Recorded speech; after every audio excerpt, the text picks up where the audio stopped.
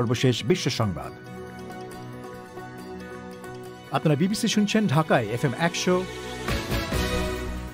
সিলেটে 88.8, রংপুরে 88.8।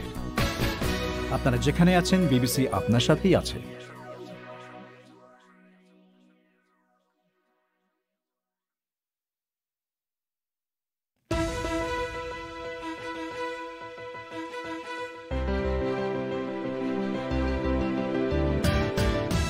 বাংলাদেশে আবারও পুলিশি নির্যাতনে বন্দি মৃত্যুর অভিযোগ। বরিশালে আটকের পর 6 দিন ধরে লাপাত্তা এক যুবকের মৃত্যু।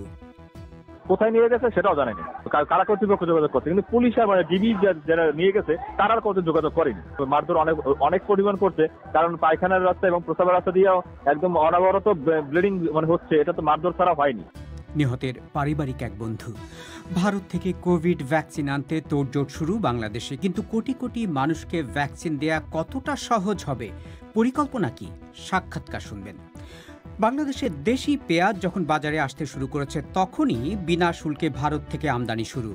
বাজারের দাম নিয়ে উদ্বিগ্ন কৃষকরা। এসব নিয়ে শুরু হচ্ছে বিবিসি বাংলার আজকের প্রবাহ।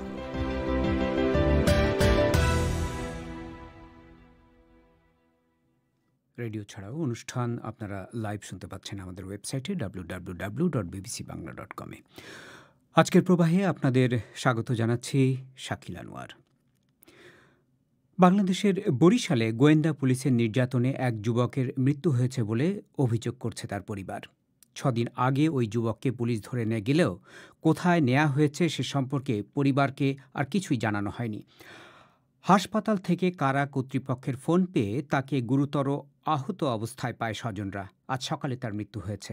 তবে পুলিশ বলছে তাদের হেফাজতে নির্যাতনের কোনো ঘটনা ঘটেনি। পুলিশের নির্যাতনে সিলেটে এক যুবকের মৃত্যুর এক ঘটনা নিয়ে জনমনে তুমুল ক্ষোভের যে তৈরি হয়েছিল তার 2 মাস না যেতেই পুলিশের বিরুদ্ধে আবার এরকম একটি অভিযোগ উঠল। ঢাকা থেকে বিস্তারিত জানাচ্ছেন সংবাদদাতা সাইদুল ইসলাম। রেজাউল করিম রেজা কিছুদিন আগে আইন বিষয়ে পড়াশোনা শেষ করে বরিশালের আদালতে প্রশিক্ষণ নিচ্ছিলেন। গত মঙ্গলবার রাতে বাড়ির সামনে রাস্তা থেকে তাকে ধরে নিয়ে যায় বরিশালের গোয়েন্দা পুলিশ। এরপর কয়েকদিন কোনো খোঁজখবর না থাকার পর গতকাল কারা কর্তৃপক্ষের ফোন পেয়ে হাসপাতালে গুরুতর আহত অবস্থায় তাকে দেখতে পান স্বজনরা। আজ ভোরে তার মৃত্যু হয়েছে।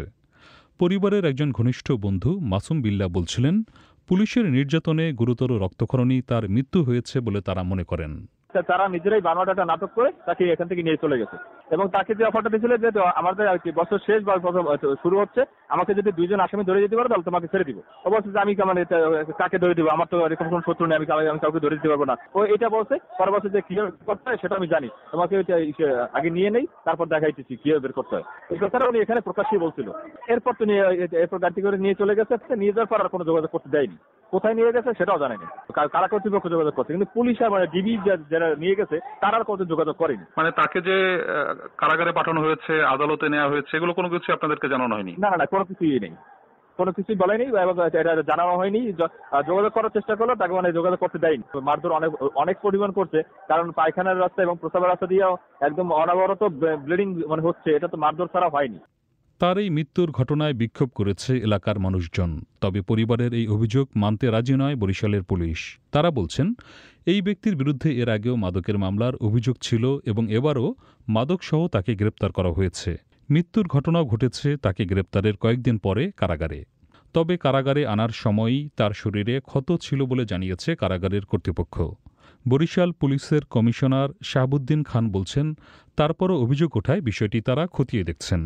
আমরা প্রাথমিক অনুসন্ধান দেখলাম যে পুলিশের হাতে যতটুকু সময় ছিল করে যথারীতি কোর্টে প্রেরণ করা হয়েছে, সেখানেও এই ধরনের কোনো তথ্য নেই যে পুলিশ তাকে নির্যাতন করেছে এবং চিকিৎসাধীন মারা গেছে। সেখানে আমরা জানতে পেরেছি প্রাথমিক ভাবে যে কার্ডিও রেসপিরেটরি ফেইলিওর, তার এরকম প্রাথমিক ভাবে জানতে পেরে পোস্টমর্টেম অন্য যে অনুসন্ধান প্রক্রিয়া আছে সেটার মাধ্যমে নির্ধারণ হবে। যাদের মারা যায় এরকম স্বজনরা হয়তো অনুমান করে বা নানাভাবে হয়তো অভিযোগগুলো আনে, সেখানে সেভাবে হয়তো আনতে পারে। সেটাই হয়তো ওইভাবে জেলখানায় ছিল, সেখানে অসুস্থ হলে সে চিকিৎসাধীন অবস্থায় মারা গেছে। তারপরে যতটুকু আমরা শুনেছি, যেহেতু পরিবারের সদস্যরা কেউ কেউ বলেছে যে এরকম, আমরা সেই বিষয়গুলো অনুসন্ধান করে দেখব, দেখে আইনানুগ যদি এরকম কোনো ব্যত্যয় থাকে আমরা অবশ্যই নিয়ে থাকি এবং এক্ষেত্রেও নিব। পুলিশের নির্যাতনের মৃত্যুর এই অভিযোগ উঠল এমন দিনে যেদিন বাংলাদেশের প্রধানমন্ত্রী শেখ হাসিনা একটি বক্তব্যে জনগণের মৌলিক অধিকার, মানবাধিকার আর আইনের শাসনকে সর্বাধিক গুরুত্ব দেওয়ার জন্য পুলিশের প্রতি তাগিদ দিয়েছেন। কিন্তু পুলিশি হেফাজতে নির্যাতনের অভিযোগ কখনোই বাংলাদেশে বন্ধ হয়নি। গত অক্টোবরে সিলেটে এক যুবককে পিটিয়ে হত্যার ঘটনা ঘটে, যে ঘটনায় পুলিশের কয়েক সদস্যকে গ্রেপ্তারও করা হয়েছে। পুলিশের বিরুদ্ধে নির্যাতনের অভিযোগ বারবার কেন ওঠে জিজ্ঞেস করেছিলাম মানবাধিকার কর্মী শিপা হাফিজার কাছে। এই ঘটনা সত্যিকার অর্থেই একটা শঙ্কার উদ্রেক করে, কেননা ডিবি পুলিশ কিংবা ডিবি পুলিশের নামে এসেছিল যেহেতু, কাজে এটাই তো আগেও ছিল, একই রকমেরই পুনরাবৃত্তি হচ্ছে যে পুলিশের ড্রেস পরে, ডিবির ড্রেস পরে এসে তুলে নিয়ে যায় নাম করে ডিবি পুলিশ, এবং সে থানায়ও গেছে এবং তাকে এখন হসপিটালে এবং সে অসুস্থ। এটা তো আসলে খুবই একটা আশঙ্কার উদ্রেক করছে। যদিও রাষ্ট্র কর্তৃক স্বীকৃত হয়েছে বিনা বিচারে হত্যাকাণ্ড আসলে একটি জঘন্য অপরাধ, তাহলে কেন সেটার পুনরাবৃত্তি হচ্ছে? আমরা মনে করি এটা অবশ্যই খুবই ভালো করে খতিয়ে দেখা উচিত রাষ্ট্রকে, এবং এর জন্য জবাবদিহিতা করা উচিত। নির্যাতনের অভিযোগ তদন্ত করে দেখতে 3 সদস্যের একটি কমিটি গঠন করেছে বরিশালের মেট্রোপলিটন পুলিশ। আর পরিবারের সদস্যরা বলছেন, ময়নাতদন্ত রিপোর্ট পাওয়ার পর তারা বিচারের জন্য পরবর্তী পদক্ষেপ নেবেন। সাইদুল ইসলাম। ভারতে অক্সফোর্ড অ্যাস্ট্রাজেনিকার আবিষ্কৃত কোভিড ভ্যাকসিনটি অনুমোদন পাওয়ার পর তোড়জোড় শুরু হয়েছে বাংলাদেশে। ভারতের ভ্যাকসিন প্রস্তুতকারী সেরাম ইনস্টিটিউটের কাছ থেকে এই টিকা কেনার জন্য অগ্রিম মূল্য হিসেবে আজ 600 কোটি টাকা ব্যাংকে জমা দেওয়ার কথা রয়েছে বলে জানিয়েছেন বাংলাদেশের স্বাস্থ্য অধিদপ্তর। চুক্তি অনুযায়ী সেরাম প্রতি মাসে বাংলাদেশকে 5 মিলিয়ন বা 50 লাখ ডোজ টিকা বেচবে। কোভিড টিকা শুরুর জন্য বাংলাদেশ কতটা প্রস্তুত, কতটা সক্ষমতা বাংলাদেশের রয়েছে এবং সম্ভাব্য কি কি চ্যালেঞ্জ দেশটিকে সামলাতে হতে পারে, এসব জানতে কথা বলেছিলাম দেশের শীর্ষ ভাইরোলজিস্ট এবং কোভিড বিষয়ে সরকারি পরামর্শ কমিটির অন্যতম সদস্য অধ্যাপক নজরুল ইসলামের সাথে। বাংলাদেশের পলিসিগত দিকে প্রস্তুত। আমরা অ্যাডভাইস করেছি যারা প্রায়োরিটি পিপল অর্থাৎ ডক্টর এবং অন্যান্য হসপিটালের স্টাফ পেশেন্ট ম্যানেজমেন্ট করছে তাদেরকে আমরা টপ প্রায়োরিটি দিয়েছি।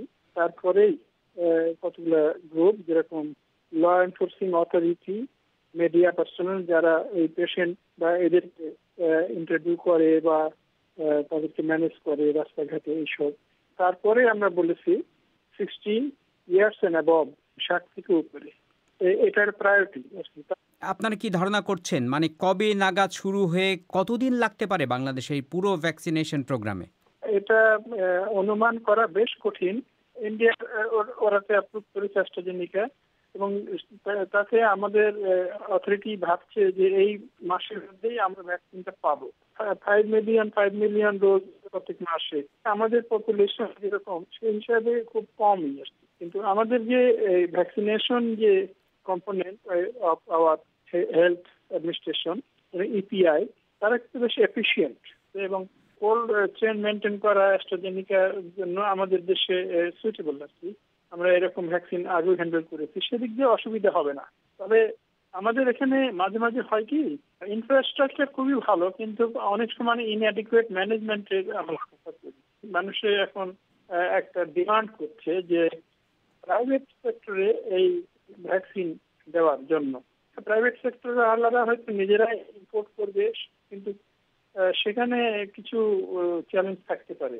এটা তো হোল পপুলেশনের মধ্যে প্রায় হচ্ছে, সুতরাং গভর্নমেন্ট সেক্টরে একাই অ্যাডিকুয়েট মনে হয় নয়। সেজন্য কিছু কিছু যারা খুব রিলায়েবল প্রাইভেট সেক্টর আছে তাদেরকে দেওয়ার কথা চিন্তা করা হচ্ছে, কিন্তু they need proper supervision, strict supervision, তা না হলে আমাদের একটু অসুবিধা হতে পারে। আমাদের দেশের অনেক সেই সুপারভিশনটা কে করবে? ধরুন বাংলাদেশের যে স্বাস্থ্য ব্যবস্থা তাতে অনেকটাই প্রাইভেট সেক্টরের হাতে, এমনকি গরিব মানুষজনও এখন মানে প্রাইভেট সেক্টরের হাসপাতালগুলোতে যান। এখন প্রাইভেট সেক্টরকে যদি দেওয়া হয় তাহলে বহু মানুষ ঝামেলা এড়ানোর জন্য হয়তো সেখানে যে হাজির হবেন, সেই সুপারভিশনটা কে করবে? সেই সুপারভিশনটা একটা বিরাট চ্যালেঞ্জ। আমাদের এমনি যে প্রাইভেট সেক্টরে যে হেলথ সিস্টেমটা আছে সেটা কি সুপারভাইজ করতে পারে না আমাদের গভর্নমেন্ট মেশিনারি। এখন এটা যদি নতুন একটা কর্মকাণ্ড শুরু হয় সেটা যে কিভাবে করবে, সুপারভিশন যদি না হয় তাহলে এটা ডিপেন্ড করবে তাদের রিলায়েবিলিটির উপর। আমরা যতদূর জানি যে এই সমস্ত উন্নত দেশেও এই ভ্যাকসিনেশন প্রোগ্রামটা সরকারই নিয়ন্ত্রণ করছে আর কি। আপনাদের পরামর্শ কি হবে সরকারের জন্য?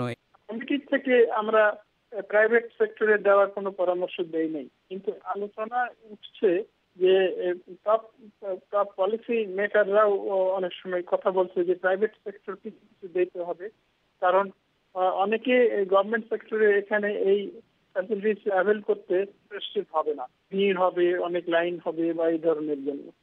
প্রফেসর ইসলাম, বাংলাদেশের এখন যে জনসংখ্যা এবং যে ওষুধ টিকাটা আনতে হবে সেটা বাইরে থেকে আনতে হবে, ভারত থেকে আনতে হবে, ভারতের নিজস্ব যে ডিম্যান্ড, সারা পৃথিবীর যে এখন চাহিদা, তাতে করে বাংলাদেশের জন্য এই টিকা কর্মসূচি কতটা বড় টাস্ক হবে, কতটা চ্যালেঞ্জ হবে বলে আপনার মনে হয়? এই পপুলেশনটাই একটা বিরাট প্রবলেম চ্যালেঞ্জ আছে। এখন আমরা আপনি যে প্রশ্নটা করেছেন এটা উত্তর দেওয়া কিন্তু বেশ কঠিন যে আমরা কতদূর সাকসেসফুল হব আমাদের মিশনে। একটা 1 মাস হয়তো গেল, তারপরে হয়তো খানিকটা আমাদের আইডিয়া হবে যে কি হচ্ছে, কি হওয়া উচিত। কন্টিনিউয়াস সুপারভিশনের মাধ্যমেই এগুলো সব করতে হবে এবং সঙ্গে সঙ্গে প্রবলেম শুটিং এবং ইমপ্রুভমেন্ট সবগুলো করতে হবে। এই ধরনের আমার মনে হয় না যে একেবারে স্মুথলি এটা চলবে। অধ্যাপক নজরুল ইসলাম, তিনি সরকারি কোভিড বিষয়ে সরকারি পরামর্শক কমিটির অন্যতম সদস্য। বাংলাদেশে দেশি পেঁয়াজ যখন বাজারে আসতে শুরু করেছে তখন বিনা শুল্কে ভারত থেকে পেঁয়াজ আমদানি শুরু হয়েছে। এ নিয়ে কৃষকরা উদ্বিগ্ন, কারণ তারা ভাবছে বাজারে যে দাম তারা এখন পাবেন তাতে উৎপাদন খরচও উঠবে না। এ নিয়ে বিস্তারিত শুনবেন কিছুক্ষণ পর। তার আগে সংক্ষিপ্ত বিশ্ব সংবাদ পুলক গুপ্তের কাছে।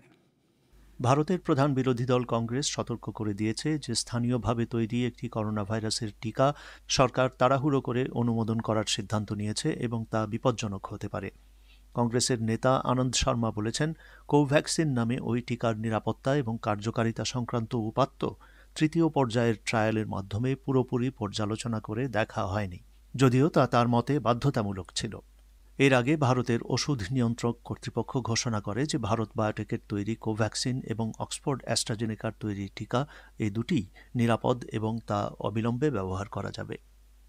চীনা ফার্মাসিউটিক্যাল প্রতিষ্ঠান সিনোফার্মের তৈরি করা একটি করোনা ভাইরাস ভ্যাকসিন অনুমোদন করেছে মিশর। মিশরের স্বাস্থ্য মন্ত্রণালয় জানাচ্ছে, এ মাসেই আরও পরের দিকে এই টিকা দেয়া শুরু হবে এবং প্রথম এই টিকা পাবেন স্বাস্থ্যকর্মীরা। মিশরের কর্মকর্তারা আরও বলছেন, তারা এই মাসেই অক্সফোর্ড অ্যাস্ট্রাজেনেকার তৈরি টিকাটি পাবেন এবং ফাইজারের টিকা পাবার জন্যও আলোচনা চলছে।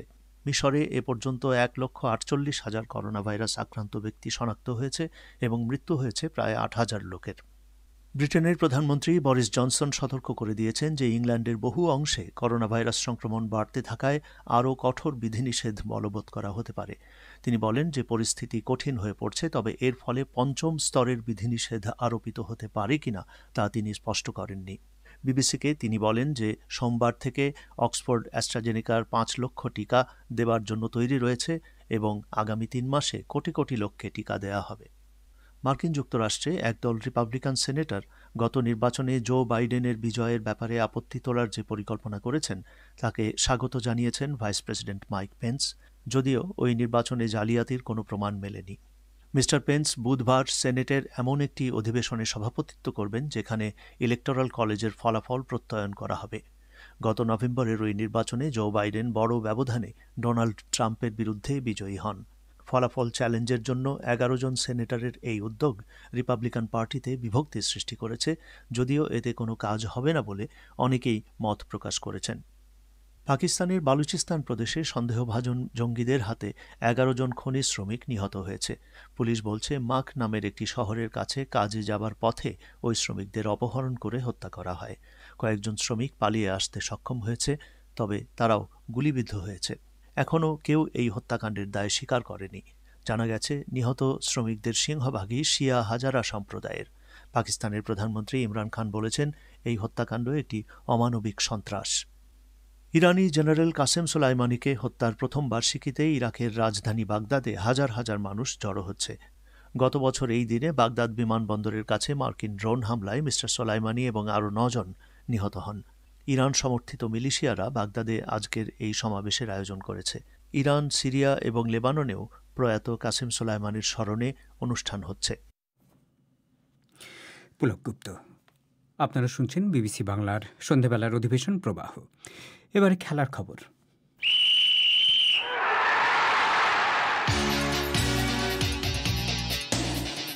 খেলার খবর পড়ছি রায়হান মাসুদ। আজ ওয়েস্ট ইন্ডিজের বিপক্ষে সিরিজে মাঠে নামার জন্য বাংলাদেশে ফিরেছেন সাকিব আল হাসান। সকালে সাংবাদিকদের মুখোমুখি হন এই ক্রিকেটার। সেখানে তিনি ওয়েস্ট ইন্ডিজের বিপক্ষে ভালো খেলার প্রত্যয় ব্যক্ত করেন। সাথে তৃতীয়বারের মতো বাবা হওয়ার বিষয়ে সাংবাদিকদের বলেন এটা নতুন কিছু নয়, এর আগেও 2 বার বাবা হওয়ার অভিজ্ঞতা আছে তার। তবে তৃতীয়বারের মতো বাবা হওয়া নিয়েও একই রকম রোমাঞ্চ অনুভব করছেন বলে জানিয়েছেন সাকিব আল হাসান। চাপ না, অবশ্যই একটা এক্সপেকটেশন তো থাকে, আমার নিজেরও আছে, সবারই আছে। তো সেই হিসাবে অবশ্যই ট্রাই করব যেন আগের জায়গাতেই থাকতে পারি। বাট সবই বোঝা যাবে যখন আসলে খেলাটা শুরু হবে। অবশ্যই ইজি হবে না আমার জন্য, বাট আমি আমার জায়গা থেকে সর্বোচ্চ চেষ্টা করব। নতুন কিছু না, থার্ড টাইম অবশ্যই আবার এক্সাইটেড আমি। দেখা যাক, আমি চাই আল্লাহর রহমতে সবার দোয়াতে ইনশাআল্লাহ সুস্থ সবলভাবে যেন নতুন মানে পৃথিবীতে আসতে পারে বাচ্চা, এবং সুস্থ সবলভাবে যেন মা এবং বাচ্চা দুজনই থাকতে পারে। এর আগে 1 জানুয়ারি নতুন বছরের শুভেচ্ছা জানান সাকিব সামাজিক যোগাযোগ মাধ্যমে। সেখানে তিনি লেখেন, নতুন বছর নতুন সংযোজন। সেই ফেসবুক পোস্ট নিয়ে গণমাধ্যম এবং সামাজিক যোগাযোগ মাধ্যমে ব্যাপক আলোচনা হয়। ওদিকে বাবর আজমকে ছাড়াই দ্বিতীয় টেস্টে পাকিস্তান খেলতে নেমেছে। ক্রাইস্টচার্চে নিউজিল্যান্ডের বিপক্ষে দ্বিতীয় টেস্টে মাঠে নামার কথা ছিল পাকিস্তানের এই নিয়মিত অধিনায়কের, কিন্তু শুক্রবার একটি পূর্ণাঙ্গ সেশন অনুশীলন করার পর তার বুড়ো আঙ্গুলের পুরনো চোটটি টের পান আবারও। এ ম্যাচে ভারপ্রাপ্ত অধিনায়কের দায়িত্ব পালন করেন মোহাম্মদ রেজওয়ান। ক্রাইস্টচার্চে প্রথম দিন পুরোটাই ব্যাট করেছে পাকিস্তান। 84 ওভারের মতো খেলা হয়েছে আজ। 297 রানে থেমেছে পাকিস্তানের প্রথম ইনিংস। আজহার আলীর ব্যাট থেকে পাকিস্তানের সর্বোচ্চ রানটি এসেছে 93। নিউজিল্যান্ডের হয়ে 5টি উইকেট নিয়েছেন জেমিসন। ওদিকে কোভিড প্রোটোকল মেনে শ্রীলঙ্কায় পৌঁছেছে ইংল্যান্ডের ক্রিকেট দল। এর আগে শ্রীলঙ্কা সফর নিয়ে একটি ধোঁয়াশা তৈরি হয়। বেশ কয়েকটি দেশের সাথে ইংল্যান্ডের ফ্লাইট বাতিল হয়ে যাওয়ার পর একটি চার্টার্ড ফ্লাইটে করে তারা শ্রীলঙ্কা গিয়ে ক্রিকেট সিরিজ খেলার জন্য উপস্থিত হয়েছে। ওদিকে মেলবোর্নে রেস্টুরেন্টে খেতে গিয়ে বিপাকে পড়েছে ভারতীয় ক্রিকেট দলের একটা অংশ। টুইটারে প্রকাশ হওয়া একটি ভিডিওতে দেখা গেছে রোহিত শর্মা, ঋষভ পান্ত, শুভমান গিল এবং নবদীপ সাইনি মেলবোর্নে একটি ইনডোর রেস্টুরেন্টে খেতে যান। এখন এটা নিয়ে চলছে বিতর্ক। তবে কোভিড প্রোটোকল ভাঙা হয়েছে কি হয়নি সে নিয়ে কোনো সুনির্দিষ্ট মন্তব্য করেনি 2 দেশের ক্রিকেট বোর্ড। এখন পর্যন্ত তাদেরকে আইসোলেশনে রাখা হয়েছে এবং ট্রেনিংয়েও তারা আলাদাভাবে যুক্ত হচ্ছেন। 7 জানুয়ারি সিডনিতে অস্ট্রেলিয়া ও ইন্ডিয়ার মধ্যকার তৃতীয় টেস্টটি শুরু হবে। আজ রাতে রয়েছে ইংলিশ প্রিমিয়ার লিগে বড় ম্যাচ। চেলসি ও ম্যানচেস্টার সিটি মুখোমুখি হবে বাংলাদেশ সময় রাত 10:30টায়। পেপ গার্দিওলা পাচ্ছেন না নিজেদের স্কোয়াডের 5 জন ফুটবলারকে যারা কোভিড পজিটিভ, যাদের মধ্যে আছেন কাইল ওয়াকার, গ্যাব্রিয়েল হেসুসের মতো ফুটবলাররা। তবে হোম টিম চেলসির জন্য আছে সুখবর। হাকিম জিয়াখ এই ম্যাচে হ্যামস্ট্রিং ইনজুরি থেকে মাঠে ফিরছেন। এছাড়া নিউক্যাসল ইউনাইটেড ও লেস্টার সিটি মুখোমুখি হবে বাংলাদেশ সময় রাত 8:15টায়। নিজ নিজ লিগে আজ রাতে মাঠে নামবে ক্রিস্টিয়ানো রোনালদো ও লিওনেল মেসি। লা লিগায় ওয়েস্কার মুখোমুখি হচ্ছে মেসির দল বার্সেলোনা। ওদিকে সিরিয়াতে ইউভেন্টাসের প্রতিপক্ষ উদিনেস। এছাড়া লা লিগায় অ্যাথলেটিকো মাদ্রিদ আলাভেসের বিপক্ষে মাঠে নামবে আজ রাতে। বাংলাদেশে উৎপাদিত পেঁয়াজ যখন বাজারে আসতে শুরু করেছে তখনও বিনা শুল্কে অব্যাহত আমদানি নিয়ে গভীর উদ্বেগ প্রকাশ করছেন চাষিরা। তারা বলছেন যে পেঁয়াজের অবাধ আমদানি চলতে থাকলে যে দাম তারা পাবেন তাতে উৎপাদন খরচও উঠবে না। সেপ্টেম্বর মাসে ভারত পেঁয়াজ রপ্তানি বন্ধ করার পর বাংলাদেশের দাম প্রচণ্ড বেড়ে গেলে সরকার আমদানি শুল্ক প্রত্যাহার করেছিল, যে সিদ্ধান্ত এখনও কার্যকর রয়েছে। ভারত পেঁয়াজ রপ্তানির ওপর নিষেধাজ্ঞা উঠিয়ে নেওয়ার পর শনিবার থেকে কোনো শুল্ক ছাড়াই বাংলাদেশে আমদানি শুরু হয়েছে। বিস্তারিত জানাচ্ছেন মুন্নি আক্তার। রাজবাড়ী জেলার বালিয়াকান্দি উপজেলার তালুকপাড়া গ্রামের কৃষক লতিফ মোল্লা এবছর 3.5 একর জমিতে পেঁয়াজের চাষ করেছেন তিনি। এরই মধ্যে উঠতে শুরু করেছে মুড়ি কাঁচা নামের পেঁয়াজ।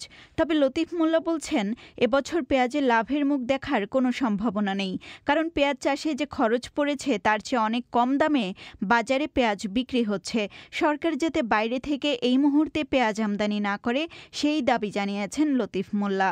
3.5 একর পেঁয়াজ লাগাইছি, এখন পেঁয়াজ আবার ডবল পানি দিচ্ছি। আর এই খরচ, জমির খরচ, জোনের খরচ, একটা জোনের দাম 700 টাকা। তাতে আমাদের সার মার দিয়ে দেখা যাচ্ছে যে প্রতি পাহিতি আমাদের পেঁয়াজ পড়বে হলো আপনার 1500 টাকা থেকে 2000 টাকা খরচ আসবে মন। কিন্তু এই যে কাঠ পেঁয়াজ লাগাইছিলাম যেটা যে মোট কাটা কয়, এটা তো এখন 1000 টাকা মন, বুঝছেন? এটা তো প্রচুর লস। যদি বাইরের মাল না আসে, এই যখন আমাদের এই আবাদগুলো ওঠে, তাহলে আমরা সবাই বাঁচতে পারি। কিন্তু বাইরের মাল তো সরকার আমদানি করে, এই জন্যই তো আমরা লস খাচ্ছি, বুঝছেন? 2 বিঘা জমিতে লাল তীর আর মুড়িকাটা পেঁয়াজের চাষ করেছেন ফরিদপুর সদর উপজেলার আরুয়াডাঙ্গি গ্রামের কৃষক সৌরভ হোসেন। তিনি বলেন, প্রতিমন পেঁয়াজ উৎপাদন করতে 1500 থেকে 1600 টাকার মতো খরচ হয়েছে তার, আর বাজারে এই পেঁয়াজ বিক্রি করতে হচ্ছে প্রায় অর্ধেক দামে। তিনি আশঙ্কা প্রকাশ করে জানিয়েছেন, এই অবস্থা চলতে থাকলে মার্চে যখন পেঁয়াজের ভরা মৌসুম শুরু হবে তখন পেঁয়াজের দাম মারাত্মকভাবে পড়ে যাবে, বলছিলেন পেঁয়াজ চাষি সৌরভ হোসেন। এখন যে ইন্ডিয়ান পেঁয়াজ আসার খাতিরে আমাদের বাজারে দেখা যাচ্ছে যে 800 টাকা মন পেঁয়াজ, এই মুড়ি কাটা দাম খুব কম। 1,500 থেকে 2000 টাকা মন যদি না হয় তাহলে কৃষকের কোনো লাভই হবে না। একটা লেবার দাম 600 টাকা, সারের দাম বেশি, কীটনাশকের দাম বেশি, ডিজেলের দাম বেশি। মিনিমাম 1500 থেকে 1600 টাকা এক মন পেঁয়াজ উৎপাদন করতে। এখন যদি পেঁয়াজের দাম এরকম থাকে, আর যখন বছরের সময় যখন পেঁয়াজটা উঠবে তখন তো আমার মনে হয় 300 টাকা পেঁয়াজ নেবে না। এদিকে রাজধানী ঢাকার স্থানীয় বাজারে খোঁজ নিয়ে জানা যায়, ভারত থেকে পেঁয়াজ আমদানির খবরে 2 দিন আগে থেকেই দেশি পেঁয়াজের দাম কেজিতে প্রায় 10 টাকা করে কমতে শুরু করে 25 টাকায় নেমেছিল। তবে পেঁয়াজ এখনও ঢাকা এসে না পৌঁছানোয় প্রতি কেজিতে দাম কিছুটা বেড়ে আবার 32 টাকায় দাঁড়িয়েছে। কারণ বাজারের পেঁয়াজ ব্যবসায়ী সেলিম মল্লিক জানান, বুধবার থেকে বাজারে ভারতীয় পেঁয়াজ আসলে দেশি পেঁয়াজের দাম আবার কমে যাবে। ভারত পেঁয়াজ দেবে এই কথা শুনে দেশি পেঁয়াজরা প্রচুর পেঁয়াজের আমদানি হয়েছিল, জানি যে ভারত পেঁয়াজ আসলে তো দেশি পেঁয়াজের দাম অনেক কমে যাবে। ওই জন্য দেশি পেঁয়াজের দাম ফট করে 10 টাকা 15 টাকা কমে গেছিল। আবার এই যে 2 দিন পেঁয়াজ আসছে, ভারতের পেঁয়াজ আসছে, আবারও 2 দিন আগে এই যে দাম বেড়ে গেল 8 টাকা 7 টাকা 8 টাকা বেড়ে গেল। কালকে থেকে দেশি পেঁয়াজের দাম কমে যাবে, ভারতের পেঁয়াজ ঢুকলে দেশি পেঁয়াজের দাম কমে যাবে। গত সেপ্টেম্বরে ভারত বাংলাদেশে পেঁয়াজ রপ্তানি বন্ধ করার ঘোষণা দিলে বাজার স্থিতিশীল রাখতে পেঁয়াজ আমদানি করতে পণ্যটির উপর যে 5% শুল্ক ছিল সেটি বাতিল করার সিদ্ধান্ত নেওয়া হয়। সেই 5% শুল্ক এখন আবার আরোপ করা হবে কিনা এ নিয়ে আলোচনা চলছে সরকারের বাণিজ্য এবং কৃষি মন্ত্রণালয়ের মধ্যে। তবে এর আগে দুপুরে সচিবালয়ে এক সংবাদ সম্মেলনে বাণিজ্যমন্ত্রী টিপু মুনশি আভাস দিয়েছেন যে পেঁয়াজ আমদানিতে 5% শুল্ক আরোপের বিষয়টি চিন্তা করা হচ্ছে। বাণিজ্যমন্ত্রী টিপু মুনশি বলেন, যে সিদ্ধান্তই নেওয়া হোক না কেন সেটি যাতে কৃষক বা উৎপাদকের পক্ষেই যায় সেই বিষয়টি মাথায় রাখা হবে। সবাই মিলে আলোচনা করে একটা সেটেল করবে। আমার যেটা সাজেশন ওনাদের প্রতি এবং আপনাদেরও জানাতে চাই যে ভারতের পেঁয়াজ আমরা নেব কি নেব না, কী পরিমাণ ডিউটি করব, সব কিছুই যেন তারা আমাদের দেশের গ্রোয়ারদের কথা বিবেচনা করে এবং ভোক্তাদের কথা বিবেচনা করে যেন একটা অবস্থান সৃষ্টি করে। কোনো অবস্থাতেই আমাদের গ্রোয়াররা যেন ক্ষতিগ্রস্ত না হয়, কেননা তাদেরকে যদি আমরা সাপোর্ট না দিই সামনের দিনগুলো আমাদের আরও খারাপ অবস্থা হবে। বাণিজ্যমন্ত্রী জানিয়েছেন, ভারত থেকে 39 টাকা কেজি দরে পেঁয়াজ আসছে, যা খুচরা বাজারে 50 থেকে 55 টাকায় বিক্রি হবে। মুন্নি আক্তার। আপনারা বিবিসি বাংলা শুনছেন ঢাকায়, কুমিল্লায়, সিলেটে। আপনারা যেখানে আছেন বিবিসি বাংলা আপনার সাথেই আছে।